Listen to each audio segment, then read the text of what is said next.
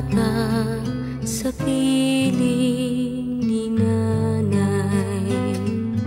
Nais kong maulit ang awit nilang mahal, awit ng pag-ibig habang ako'y basta ang message ko lang, kasi laging nandiyan si Anis tabi ko pag nag-iisa ako. Pag may sakit ako, wala ko ibang binabanggit na pangalan ko kay nanay. Kasi alam ko, pag nandiyan si nanay, hindi na ako natatakot. Kasi nandiyan ang nanay ko lagi. Alam ko na laging na-stop ko na hindi ako iiwan kahit anong oras. Kaya sabi ko sa sarili ko noon, pag laki ko, lahat gagawin ko para sa kanya nagkalawat natay. Lahat ng hilingin ko, binibigay nila. Kahit kailan di kayo nagkulang sa akin. Lagi ng sobrang binibigay nyo eh. Kaya nga nahihiya ako eh. Kaya bilang ganti ako naman yung tutulong sa inyo na ito hanggat bata pa ako, hanggat malakas ako. Talagang walang ibang nasa isip, hindi kayong magulang ko. Tsaka ikaw na eh. Ngayong birthday mo, ito natandaan mo. Ang lagi kong wish sa'yo, laging masaya ka. Hindi ko naman pwede sabihin long life, baka ayaw mo. Kasi pagka hinilig mong long life, ang sasabihin ko na eh, ikaw na yung magsasawang mamatay ka na lang sana dahil kasi ayaw kong sabihin yun eh. Sumpa yun, sabihin mo sumpa. Ibang ang wish sa birthday, hindi kayo yung mga wish, sabi nila, ang wish ko sa'yo na sana gusto mo nang mamatay, bakit yung mas makaba ng buhay. You have 1.5 minutes. Pero ayaw kong sabihin, ang pinaka gusto mong wish sa'yo na is, lagi ka masaya. Last 1 minute to. Maging maganda lagi ang wish mo para sa mga anak mo na may mga pamilya o magkakapamilya pa.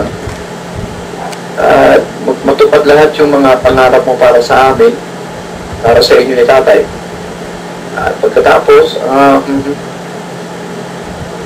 mahal na mahal kita na ito. sa aking pagtulog na labis ang himbing. Ang bantay ko'y tala, ang tanod ko'y bituin. Sa piling ni nanay, langit ang buhay. Puso kong may dusa, sabik sa ugoy ng duyan. Sana'y di magmaliw ang dati kong araw, nang munti pang bata sa piling ni nanay. Nais kong Kung mabibilang mo ang isda sa dagat, hindi kita mahal.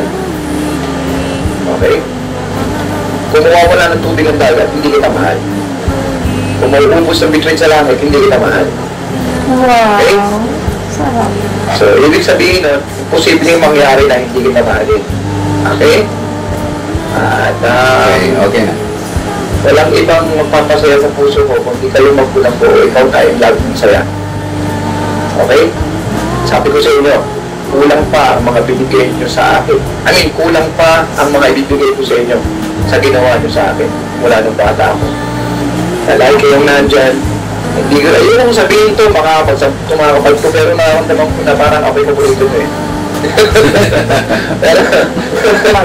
pero, basta yun lang yung gusto kong gawin. Since ginawa nyo sa akin yung mga bagay na naramdaman ko na, ayun ako naman ang gagawin ko sa'yo. Okay na pa. Kung meron lang sa pagmagulang, kaya yung paborito kong magulang eh. Ayun pinakabay.